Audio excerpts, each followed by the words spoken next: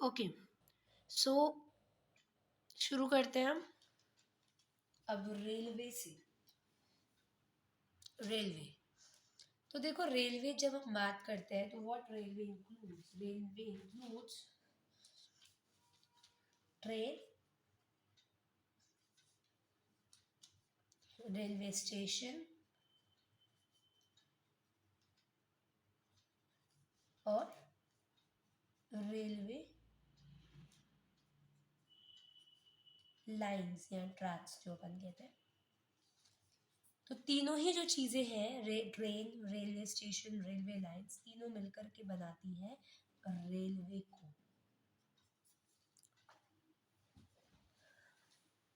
तीनों मिलकर के बनाती है रेलवे को। अब अपन को जो देखना है वो ये देखना है कि रेलवे हमारे किस काम आता है, कैसा मीन्स ऑफ ट्रांसपोर्ट है ये। तो ये तो आप सब लोग जानते ही हो कि आपने ये सुना होगा that we have two types of trains. एक पैसेंजर ट्रेन होती है और एक मालगाड़ी हम कहते हैं। तो पैसेंजर ट्रेन में आप बैठ के जाते हो, मालगाड़ी में क्या बैठ के जाता है? बल्कि गुड्स, भारी सामान, ठीक है। जब कोई सामान बहुत ज़्यादा क्वांटिटी में हो तो वो हम ट्रेन से कैरी करवाते हैं from one place to another, तो वो रेलवे में आ जाता है। तो रेलवे में आपकी ट्रेन्स आती हैं, ट्रेन्स भी आपकी पैसेंजर ट्रेन्स होती हैं और फ्रेट ट्रेन्स होती हैं। फ्रेट का मतलब होता है बल्कि गुड्स को ट्रांसपोर्ट करने वाली ट्रेन्स को हम फ्रेट ट्रेन्स कहते हैं। So railways are principal mode of transportation for freight and passengers, यानी कि बल्कि गुड्स का ट्रांसपोर्ट करवाना हो, लोगों का ट्रांसपोर्ट करवाना हो तो हम रेलवेज का यूज करते हैं। Railway also make it possible for people to conduct multifarious, multifarious का मतलब होता है नाना प्रकार की एक्टिविटीज। जैसे कि देखो, अगर मैं यहाँ रहती हूँ और मैं किसी दूर इलाके में बिजनेस सेटअप करना चाहती हूँ, तो ऑब्वियस सी बात है मुझे अगर ऐसा करना है तो मैं रोडवे से नहीं जाऊँगी। मैं रोडवे से नहीं जाऊँगी, क्यों नहीं जाऊँगी? क्योंकि दूर है बहुत ज़्यादा। जैसा कि हमने बताया था कि जब लंबा ट्रांसपोर्टेशन हो, जब आपको दूर दराज के इलाकों में जाना हो तो आप रेलवे का यूज़ कर सकते हो। तो बिजनेस सेटअप करने के लिए मैं यहाँ जब जाना चाहती हूँ तो मैं ट्रेन का यूज़ कर सकती हूँ। तो एक तरह से बिजनेस एक्टिविटी को ट्रेन ने, रेलवे ने सपोर्ट किया, तो railway supports business activity. Pilgrimage, जैसे मान लो कि मैं राजस्थान में रहती हूँ, मैं जाना चाहती हूँ जम्मू कश्मीर, वहाँ पे वैष्णो देवी के दर्शन करना चाहती हूँ। तो पिलग्रिमेज जो है वो भी कैसे जा पा रहा है? Because of railway. तो रेलवे ट्रांसपोर्टेशन यहाँ पे भी काम आ रहा है। उसके अलावा साइट सीइंग, आप राजस्थान में रहते हो, आपको एकदम जो ईस्टर्न साइड है वहाँ पे जाना है तो you can again use trains, because trains क्या करती हैं? ट्रांसपोर्टेशन करवाती हैं from one place to another. ठीक है, so they conduct, we can conduct multifarious activities like business हो गया, साइट सीइंग हो गया, पिलग्रिमेज हो गया, along with transportation of goods over long distance. और ट्रांसपोर्टेशन ऑफ गुड्स तो हमने देख लिया कि सामान भी ट्रैवल कर सकता है।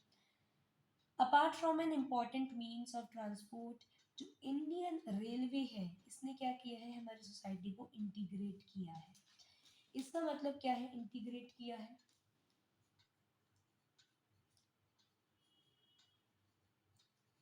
इंटीग्रेट मतलब कनेक्ट किया है।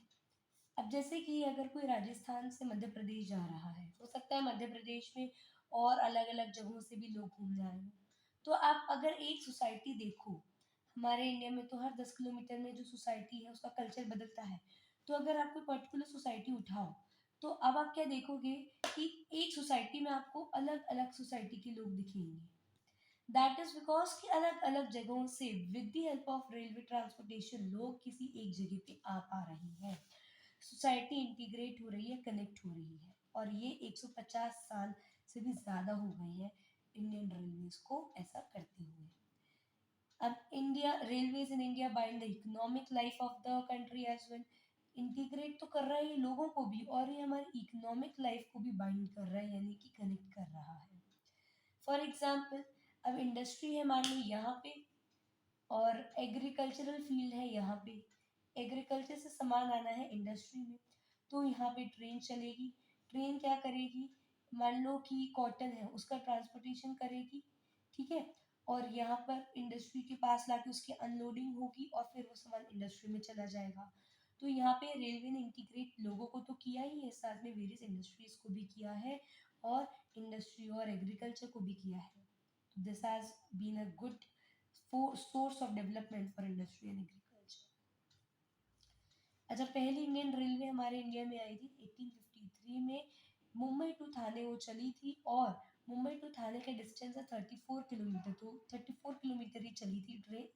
आज तो कितने हजारों 100 किलोमीटर चल जाती है, उस समय तो बस वो इतना ही चली थी, but that was a big achievement for India कि हमारे इंडिया में उस समय इंडियन रेलवे की शुरुआत हो गई थी।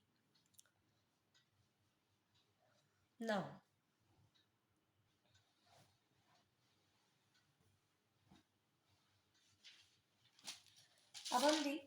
अब हम देखने वाले हैं कि कौन कौन से फैक्टर्स हैं जो कि हमारे इंडियन रेलवे को अफेक्ट करते हैं।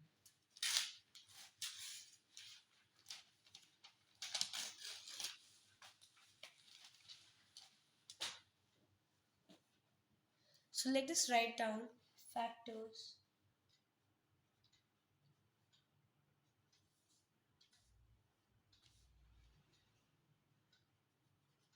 affecting Indian Railways। तीन है।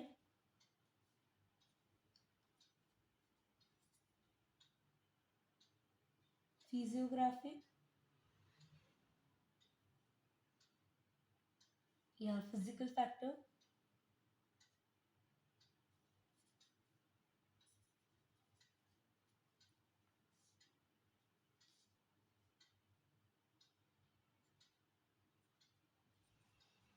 Economic factors, administrative factors. बात करूँ अगर फिजिकल फैक्टर्स की, तो फिजिकल फैक्टर्स का मतलब है कि उस जगह की लैंड कैसी है, लैंड फॉर्म कैसी है, टोपोग्राफी कैसी है। अब मैं बात करती हूँ, जैसे हम इंडिया में दो जगह ले लेते हैं, नॉर्दर्न प्लेन्स और हिमालयन रीजन। आपको कहाँ लगता है कि ज़्यादा रेलवेज होंगे? नॉर्दर्न प्लेन्स पे होंगे। एक तो वो सूटेबल है, सूटेबल टोपोग्राफी है उसकी। Northern plains have a suitable topography to support the railway construction। Railway construction या रेलवे सेटिंग है आराम से हो सकती है। लेकिन वहाँ पे हिमालयन रीजन्स में बिकॉज ऑफ द टोपोग्राफी, जो लैंड है उबड़ खाबड़ एंडुलेटिंग है, वहाँ नहीं हो सकती। ये फिजिकल फैक्टर हो गया एक। जैसे इकोनॉमिक फैक्टर, आप नॉर्दर्न प्लेन्स और हिमालयन रीजन्स की बात कर लो। नॉर्दर्न प्लेन्स में एग्रीकल्चरल एक्टिविटीज़ हो रही हैं, इस वजह से ज़्यादा इंडस्ट्रीज उस जगह पे है। जहाँ पे इंडस्ट्रीज होती हैं वहाँ पे अर्बनाइजेशन होता है। तो जहाँ पे एग्रीकल्चर चल रहा है वहाँ पे इंडस्ट्री आ रही है, इंडस्ट्री आ रही है तो अर्बन सेंटर बन रहा है वो। अब अर्बन सेंटर है, दैट मीन्स ज़्यादा से ज़्यादा लोग वहाँ पे हैं, वहाँ पे ज़्यादा से ज़्यादा इकोनॉमिक एक्टिविटीज़ हो रही हैं, ज़्यादा से ज़्यादा लोग वहाँ जा रहे हैं, है ना। आप कोई भी अगर बिजनेस सेटअप करना चाहते हो या जो लोग जॉब करते हैं, तो सभी उन अर्बन एरियाज में रहेंगे, लोगों का मूवमेंट टुवर्ड्स अर्बन एरियाज ज़्यादा होगा। तो इस वजह से अर्बन एरियाज के आसपास ज़्यादा आपको रेलवेज दिखेंगी, क्योंकि यहाँ पे इकोनॉमिक डेवलपमेंट बहुत अच्छा है। हिमालयन रीजन में खाली है सब कुछ, लेस पॉपुलेशन है, पॉपुलेशन कम है तो वहाँ पे इकोनॉमिक एक्टिविटीज़ कम है, इकोनॉमिक एक्टिविटीज़ कम है तो वहाँ पे ट्रेन की ज़रूरत ही क्या है, कौन सा है, लोगों को हर दिन वहाँ पे ट्रांसपोर्टेशन की ज़रूरत पड़ रही है। एडमिनिस्ट्रेटिव फैक्टर, वो जो जगह है उसको कितना प्रमोशन मिल रहा है फ्रॉम द गवर्नमेंट, कितना उनको प्रमोशन मिल रहा है कि यहाँ पे रेलवे स्टैब्लिश हो। मान लो एक जगह है, जैसे हिमालय का ही ले लो आप, वहाँ पे बिल्कुल भी प्रमोट नहीं किया जा रहा है कि रेलवे इस्टेब्लिश हो। लेकिन नॉर्दर्न प्लेन्स में वहाँ पे बहुत ज़्यादा प्रमोट किया जा रहा है कि रेलवे लाइंस बने। उसमें भी एडमिनिस्ट्रेटिव सेंटर में भी अगर हम बात करते हैं कि जो रूरल एरियाज होते हैं वहाँ पे कम आपको रेलवे लाइंस दिखेंगी, लेकिन जो अर्बन सेंटर्स होते हैं, जैसे कि मैं एग्जांपल देती हूँ आपको दिल्ली का, तो वहाँ पे तो देखो आप कितनी सारी ट्रेन्स हैं, ऐसी ट्रेन भी है जो हर दिन चल रही है। तो एडमिनिस्ट्रेटिव का मतलब है कि उनको सरकार से कितना प्रमोशन मिल रहा है, सरकार कितना ध्यान दे रही है रेलवेज को बनाने में। ऑल्दो आपकी बुक में एडमिनिस्ट्रेटिव सेंटर की ज़्यादा डिस्कशन नहीं कर रखी है, इसलिए आपको एज सच कोई क्वेश्चन नहीं आएगा कि how is administrative factor and a factor affecting Indian railway, लेकिन इन दोनों से ज़रूर आएगा, फिजिकल और इकोनॉमिक्स, इकोनॉमिकल फैक्टर, ये दोनों आएंगे। ठीक है, इनको आपको बुक में भी दे रखा है, अच्छे से समझ आ जाएगा।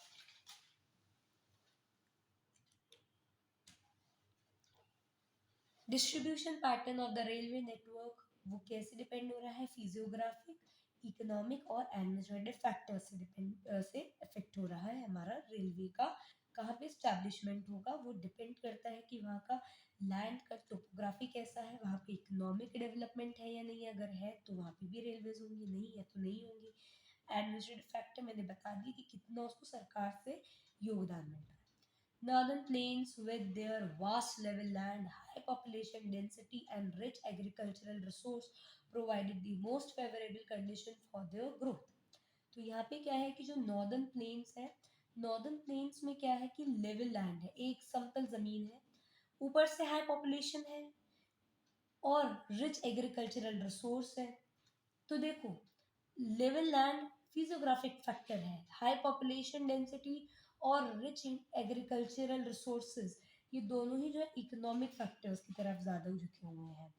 तो आपको लेवल लैंड मिल रहा है, that is good physiographic condition and high population है, अच्छा एग्रीकल्चरल एक्टिविटी है, अच्छी इंडस्ट्रीज है, तो यहाँ पे इकोनॉमिक डेवलपमेंट है, इसलिए ये फेवरेबल कंडीशन होगी for the growth of the railways. अब आप चलते हो Himalayas, large number of river requiring नहीं, अभी तो यहाँ पे हाँ एक एक लिमिटेशन बताई है, एक डिसएडवांटेज बताया है नॉर्दर्न प्लेन्स में कि रेलवेज का क्या रहता है, यानी कि रेलवेज ऑल्दो यहाँ पे बहुत है लेकिन फिर भी एक डिसएडवांटेज है ये, देन यहाँ पे क्या है, अब रिवर्स बहुत सारी है, ये तो अच्छी चीज़ है वैसे हमारे लिए, बट एक थोड़ा ऑब्स्टेकल क्रिएट कर रही है ये for the establishment of the railways, क्योंकि अब रिवर्स है तो रिवर्स के ऊपर से तो आप रेलवे ट्रैक नहीं बना सकते हो, तो पहले ब्रिजेस बनते हैं, उसके बाद जो है वहाँ पे ट्रेन बनता, उसके बाद वहाँ पे जो है रेलवे ट्रैक बन पाते हैं। So bridges across their wide beds, river beds की बात हो रही है, पोस्ट सम ऑब्स्टेकल, तो एक ऑब्स्टेकल आ जाता है दैट ब्रिजेस बनाने पड़ते हैं बड़ी बड़ी नदियों पर, है ना, और फिर रेलवे ट्रैक बन पाता है। अब चलते हैं अपन हिमालयाज में कि वहाँ पर क्यों नहीं है इतनी सारी railways. So in hilly areas या in hilly terrains of the peninsular region और Himalayan region, peninsular region जैसे हिमालय आपके नॉर्दर्न माउंटेन्स हैं, वैसे ही पेनिनसुलर रीजन में जो आपके माउंटेन्स आते हैं वो पेनिनसुलर माउंटेन्स होते हैं, यानी कि जैसे कि नॉर्थ में आपके एक्सट्रीम बड़े बड़े माउंटेन्स हैं, वैसे बिल्कुल साउथ में जाओगे तो वहाँ पे आपको पेनिनसुलर रीजन बनने मिलेगा, जो कि क्या है, एक्सट्रीम बड़े बड़े माउंटेन्स वाला इलाका है। तो यहाँ पे भी आपको रेलवे ट्रैक्स नहीं दिखते हैं, अगर यहाँ पे बनते भी तो है तो वो लो हिल्स के थ्रू या गैप से टनल्स के थ्रू बन पाते हैं। इसका क्या मतलब है, जैसे अगर कोई कम ऊंची हिल है, कुछ ऐसी हिल है, तो ठीक है थोड़ी मुश्किल होगी लेकिन बन जाएगा, थोड़ी मुश्किल होगी बन जाएगा रेलवे ट्रैक। गैप्स के थ्रू दो पहाड़ है, दो पहाड़ के बीच में खाली लैंड है, प्लेन लैंड है, यहाँ पे आपने रेलवे ट्रैक बना दिया, these are the gaps.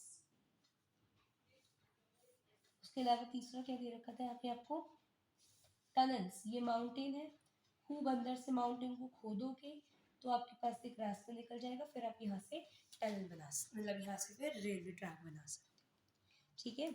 So in hilly terrains of the peninsular region railway tracks are laid through low hills, gaps और टनल्स।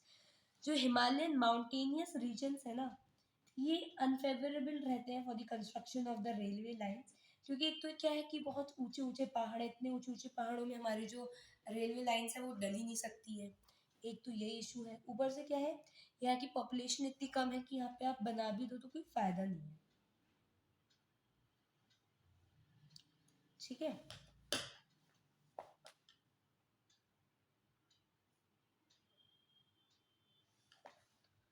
और तीसरी यहाँ पे क्या बात बता रखी है, लैक ऑफ इकोनॉमिक अपॉर्चुनिटीज, किसी को नौकरी करनी है तो इकोनॉमिक अपॉर्चुनिटीज जहाँ होंगी वहीं तो जाएगा, यहाँ पे जहाँ पे पैसे ही नहीं है वहाँ क्यों जाएगा, कोई हिमालय नहीं जाते हैं नौकरी करने, सब आते हैं दिल्ली बॉम्बे ऐसी जगहों पे। तो इस वजह से ज़्यादा ज़रूरी है कि अच्छा ट्रांसपोर्टेशन हो उन जगहों पे जहाँ पे सर्विसेज मिले, जहाँ पे इकोनॉमिक डेवलपमेंट हो। अच्छा ट्रांसपोर्टेशन वहाँ चाहिए, हिमालय में बना करके क्यों पैसा बर्बाद करना। लेकिन हाँ, हिमालय का डेवलपमेंट होना चाहिए क्योंकि बहुत अच्छा रीजन है। Likewise, it was difficult to lay railway lines on the sandy plain. Sandy plains में भी जो बनाना है ना आपको रेलवे लाइन बड़ा मुश्किल रहता है, क्योंकि यहाँ पे क्या है, डेजर्ट इलाका है, तो इस वजह से यहाँ पे दिक्कत आती है। लाइक राजस्थान का वेस्टर्न पार्ट, यहाँ पे बहुत ज़्यादा आपको डेजर्ट्स दिखते हैं। तो डेजर्ट्स के होने से क्या है कि यहाँ पे अगर आप रेलवे ट्रैक डालते हो तो वो मिट्टी के अंदर धंसता जाता है। गुजरात में स्वाम्पी लैंड है, मिट्टी है, गीली मिट्टी। तो अगर आपने कोई अगर रेलवे ट्रैक डाला तो वो अंदर घुस जाएगा ज़मीन की। Same as in western Rajasthan में सूखी मिट्टी है, उसमें आपका जो रेलवे ट्रैक है वो दब जाएगा। गुजरात में गीली मिट्टी है, स्वैम्पी लैंड है, तो उसमें क्या होता है, दलदल जिसे कहते हैं, कि रेलवे ट्रैक डाला वो कुछ ही अपने अपने टाइम में जो है वो बिल्कुल वैनिश हो जाएगा, क्योंकि वो ज़मीन के नीचे दब जाएगा। फिर forested track of Madhya Pradesh, Chhattisgarh, Orissa, Jharkhand. अब झारखंड में, मध्य प्रदेश में इतने पहाड़ हैं पूछो ही मत। तो अब इतने पहाड़ों को काट कर तो नहीं बनाया जा सकता। It is not environmental friendly act है ना, कि आप पहाड़ों को काटो, मतलब पेड़ों को काटो और फिर बना दो आप रेलवे लाइंस। तो नहीं, ये भी अच्छी बात नहीं है। तो रेलवे लाइंस को बनाने के लिए आपको एक ऐसा एरिया चाहिए होता है जो थोड़ा खाली रहता है और लेवल प्लेन होता है। यहाँ इतने ज़्यादा पेड़ हैं कि उनको काट करके बनाना इज़ नॉट गुड थिंग। तो मध्य प्रदेश, छत्तीसगढ़, उड़ीसा, झारखंड की क्या प्रॉब्लम है कि अभी बहुत पेड़ है एंड उन्हें काटना not a very good act. The continuous यानी continuous stretch of Sahyadri. Sahyadri एक रेंज है माउंटेन्स की। तो यहाँ पे जो रेलवे ट्रैक बनाए गए हैं वो कैसे बनाए हैं कि दो पहाड़ों के बीच में गैप्स निकाल दी, गैप्स है। उन गैप्स या पासेस, देखो मैंने बताया ना कि दो पहाड़ों के बीच में ये गैप है, ये पास कहलाता है, इसे पास कहते हैं। इस पास पे क्या बना दिया आपने, रेलवे ट्रैक बना दिया। सो यहाँ पे क्या है, सह्याद्री में गैप्स हैं या पासेस हैं, तो वहां से जो है आपने रेलवे लाइंस बना दी हैं। उसके बाद in recent time, development of the Konkan Railway along the west coast has facilitated the movement of passengers and goods in the most important economic regions of India. अभी क्या है कि कोंकण रेलवे बनाया गया है, that is in the west coast. West coast में बनाना क्यों ज़रूरी था, ऑल बहुत मुश्किल है, बिकॉज ये जो रीजन है ये इकोनॉमिकली डेवलपिंग रीजन है। मुंबई आ जाता है आपका साइड में, आपका कर्नाटक आ जाता है, गोवा आ जाता है। तो यहाँ पे तो बहुत बूस्ट हो रहा है, आईटी इंडस्ट्री का बहुत बूस्ट हो रहा है, अदर इकोनॉमिक एक्टिविटीज़ भी यहाँ पे बहुत हो रही है। तो that means it's a flourishing area, अच्छी पॉपुलेशन वाला एरिया और इकोनॉमिक रीजन है ये। तो इम्पॉर्टेंट इकोनॉमिक रीजन है जो कोंकण रीजन है, तो यहाँ पे बहुत मुश्किलों के साथ बनाया गया। ठीक है, तो अब यहाँ पे आपको ये बताया गया था कि कोंकण रेलवे बनाना ज़रूरी था वेस्टर्न कोस्ट पे, क्योंकि यहाँ पर बहुत ज़्यादा हो रहा था movement of passengers and goods, because ये है एक इम्पॉर्टेंट इकोनॉमिक रीजन। तो यहाँ पे बहुत मूवमेंट हो रहा था, ट्रांसपोर्टेशन हो रहा था लोगों का और गुड्स का, इसलिए ये बनाना ज़रूरी था। ठीक है, अब यहाँ पर भी जब ये बनाया गया तो बहुत दिक्कतें आई थी, जैसे कि कई बार क्या होता था कि जो लैंड है उसके नीचे आपका रेलवे ट्रैक दब जाता था, कई बार लैंडस्लाइड हो जाती थी। So that is again not a good condition, but ज़रूरी था इसलिए बनाया। अब देखते हैं हम कि कौन कौन से चैलेंजेस हैं जो हमारे रेलवेज को झेलने पड़ते हैं। The challenges faced by Indian railway. Challenges में पहला चैलेंज है, एक second,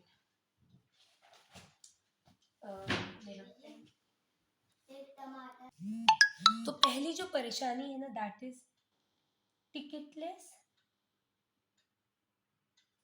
passengers.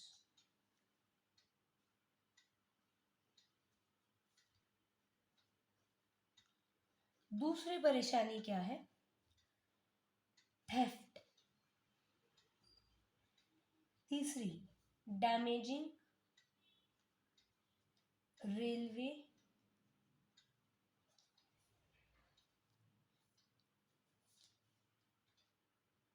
equipments.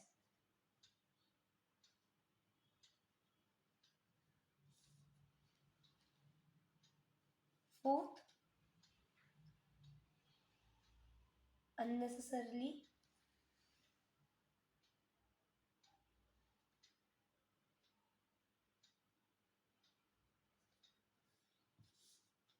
pulling chain.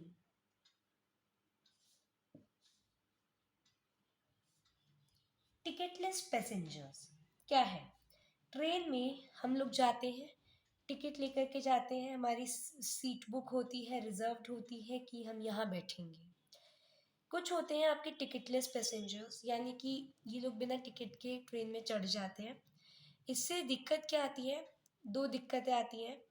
एक तो ये जो टिकटलेस पैसेंजर्स होते हैं, ज़्यादातर यही लोग हैं जो कि चोरी करते हैं। दैट मीन्स जो सेफ्टी मेजर्स हम कह सकते हैं वो ख़त्म हो जाते हैं जब टिकटलेस पैसेंजर्स बैठते हैं ट्रेन में, है ना। और कंफर्ट ख़त्म होता है, जो टिकट लेकर के बैठे हैं, जो कंफर्ट है उनका वो ख़त्म हो रहा है, ठीक है। और ये जो टिकटलेस पैसेंजर्स होते हैं, ये बेसिकली चोरी चकारी में ज़्यादा इन्वॉल्व रहते हैं, इसलिए ये चोरी वोरी ही करते हैं।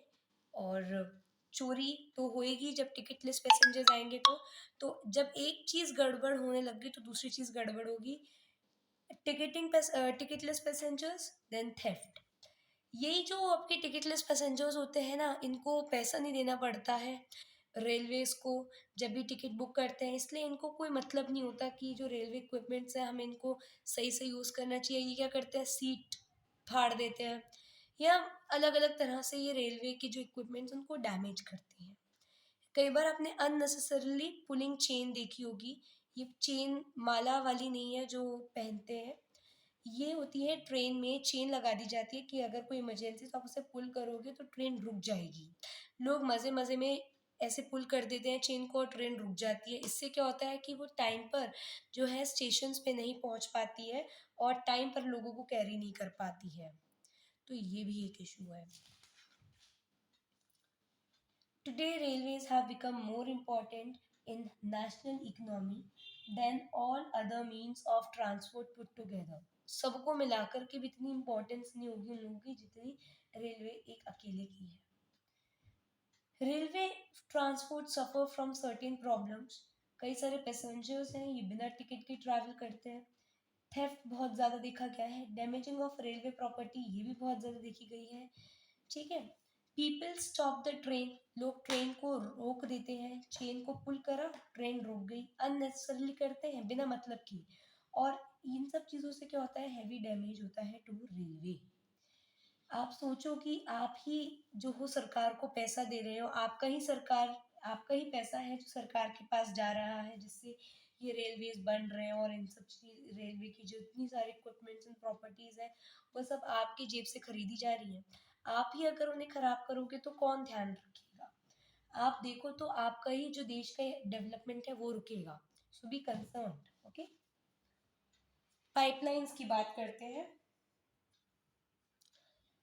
अब पाइपलाइन क्या है? Again it is land transport, but it is not for people. ये लोगों के लिए नहीं है, ये केवल और केवल लिक्विड्स के ट्रांसपोर्टेशन के लिए है, प्लस स्लरी के ट्रांसपोर्टेशन के लिए है। स्लरी क्या होता है? Any solid which is in form of a liquid, ठीक है।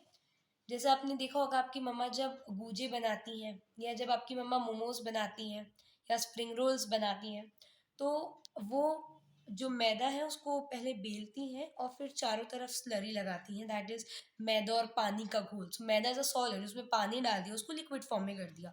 That is what you call slurry. So pipeline transport network एक न्यू अराइवल है, दैट मीन्स एक नया मोड ऑफ ट्रांसपोर्टेशन है ये। In past, these were used to transport water to cities and industries. पहले इनका जो यूज था केवल वाटर ट्रांसपोर्टेशन के लिए ही होता था। सिटीज में पानी ट्रांसपोर्ट करना है या इंडस्ट्रीज में करना है तो इनका सेटअप किया जाता था, लेकिन आज इनका सेटअप पानी के ट्रांसपोर्टेशन के लिए नहीं हो रहा है। उसके साथ साथ देखो वाटर का तो हो ही रहा है। क्रूड ऑयल हो गया,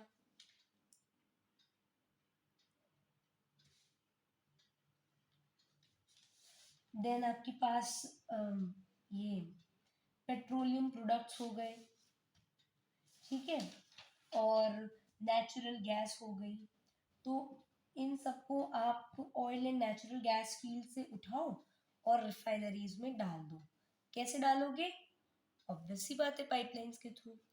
हमने क्या बोला? ऑयल और नेचुरल गैस फील्ड्स जो है उनसे पाइपलाइंस निकलेंगी और ये जो है आपके क्रूड ऑयल को, पेट्रोलियम प्रोडक्ट्स को, नेचुरल गैस को ट्रांसपोर्ट कर देंगी। कहाँ पे? रिफाइनरीज में,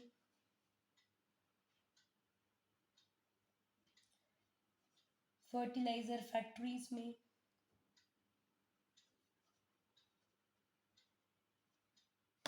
या फिर थर्मल पावर प्लांट्स में।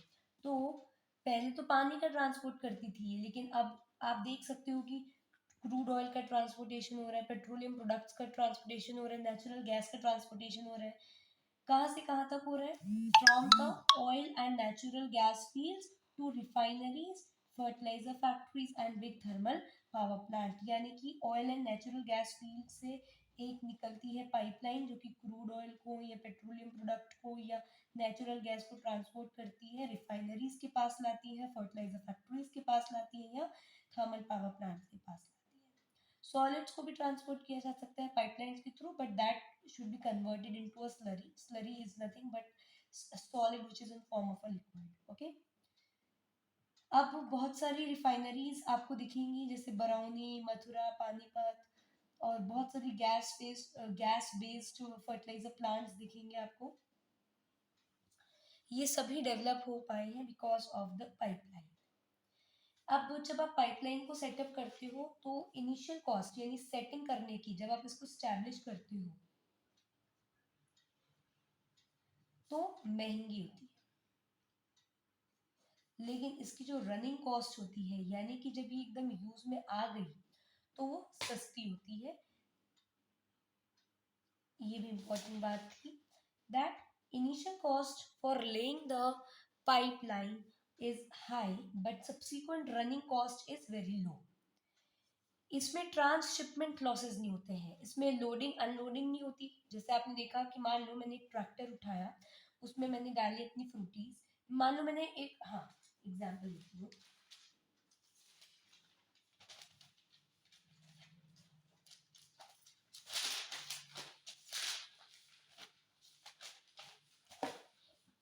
मान लो मुझे टमेटोज को ट्रांसपोर्ट करना है, तो ये रहा ट्रैक्टर,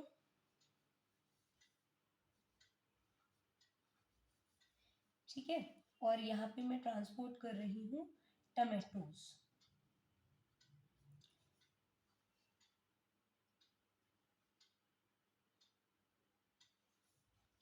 अब हम देखते हैं कि क्या होगा। ये जो टमेटोज है ये ट्रेन से आ रहे हैं, पहले तो ट्रेन से आ रहे हैं, मान लो ट्रेन से आएंगे तो कुछ पिचक जाएंगी, कुछ पिचक जाएंगी, फिर इसमें आएंगी तो एक दो पिचक जाएंगी, फिर यहाँ से जब ये फैक्ट्री में पहुंचेंगे तो कुछ पिचक जाएंगी। ट्रेन से आए, ट्रेन से आए ये एक ट्रक में, तो कुछ जो टमेटोज है वो क्रश हो जाएंगे। फिर ट्रक से इसको आप फैक्ट्री में डालोगे इन टमेटोज को, तब भी थोड़े से जो है ये क्रश हो जाएंगे। तो लोडिंग और अनलोडिंग में क्या हो रहा है? शिपमेंट लॉसेस हो रही हैं, शिपमेंट लॉसेस हो रहे हैं। साथ में रास्ते में हो सकता है कहीं ट्रैफिक भी आ जाए या कहीं कोई परेशानी आ जाए तो डिलेज भी हो जाते हैं। जैसे मान लो कि ट्रक को आप फैक्ट्री तक लेके आ रहे हो तो कितने सारे तो रेड लाइट्स ही आएंगी, ट्रैफिक्स मिलेंगे, तो उससे क्या होता है? शिपमेंट डिलेज हो जाते हैं। तो वो सब चीज़ें नहीं होती हमारी जब हम बात करते हैं अपने पाइपलाइंस के थ्रू ट्रांसपोर्टेशन की। अब 3 इम्पॉर्टेंट नेटवर्क है पाइपलाइन ट्रांसपोर्टेशन के हमारी कंट्री में। इसको भी बहुत ज़्यादा है इम्पोर्टेंट समझना, इसलिए मैं इसको अच्छे से बताऊंगी।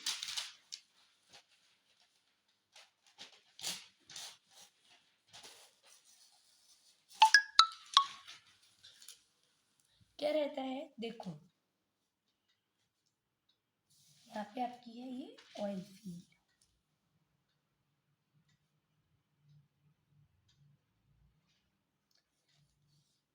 ये आपके असम में है। असम से हम जा रहे हैं, असम से हम जा रहे हैं कानपुर, कानपुर विया इस पाइपलाइन का ये जो रास्ता है ये देख सकते हो आप, असम से कानपुर है। बीच में 3 इंपॉर्टेंट प्लेसेस आ रही हैं, बरौनी, गुवाहाटी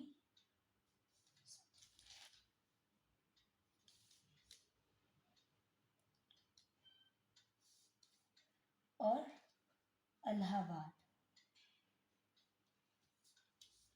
अब एक ब्रांच निकलती है बरौनी से हल्दिया की तरफ, यानी कि जो थोड़ा सा ऑयल है वो हल्दिया के पास भी आता है। हल्दिया में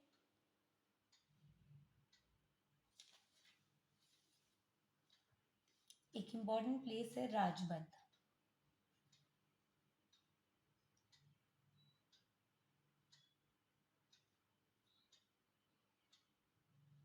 राजबंद के थ्रू, मतलब बरौनी से हल्दिया आया, एक इम्पॉर्टेंट प्लेस आई बीच में राजबंद। एक राजबंद से और निकलती है आपकी ब्रांच, वो है मौरी ग्राम की तरफ।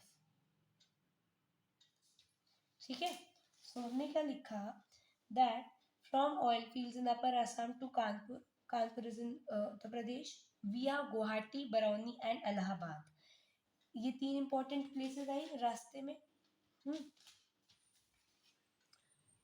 It has branches from Barauni to Haldia, Barauni से एक हल्दिया की तरफ ब्रांच निकली, बीच में राजबंद पड़ा, राजबंद से एक और ब्रांच निकली मौलिक ग्राम, और गुवाहाटी से एक ब्रांच निकली सिलचर, ये भी है, नहीं सिलचर नहीं, सिलीगुड़ी, सिलीगुड़ी। ठीक है, it has branches from Barauni to Haldia via Rajbandh, Rajbandh to Maurigram, ठीक है, Rajbandh to Maurigram, and from Guwahati to Siliguri. ठीक है, ये हो गया। ठीक है, ये क्लियर हो गया अच्छे से। अब दूसरा देखो, एक बार रीड कर देती हूँ आप लोगों के लिए। From Salaya in Gujarat to Jalandhar, from Salaya in Gujarat to Jalandhar in Punjab via Viramgam, Mathura, Sonipat and Delhi. It has branches to connect Koyali and Chakshu. देखो, गुजरात में एक जगह आई सलाया,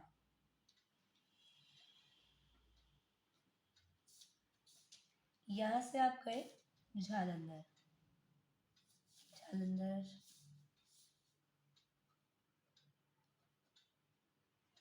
बीच में कुछ और आपको जगह लिखनी है, विरामगम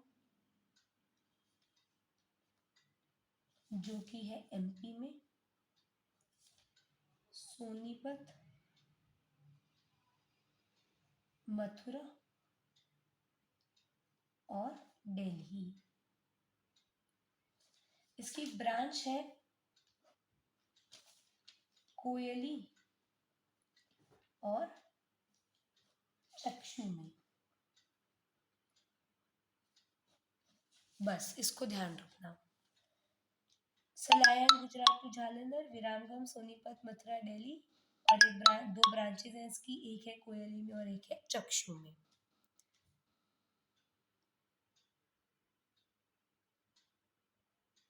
ठीक है, एक और है जैसे आपका गुजरात से ही है, गुजरात में एक जगह है हजीरा, हजीरा से जगदीशपुर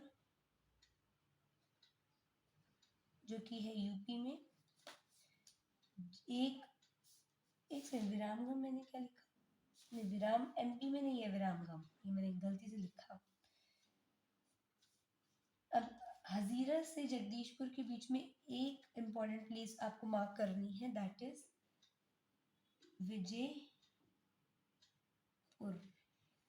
जो कि है एमपी में। ये विजयपुर है एमपी में, मध्य प्रदेश में।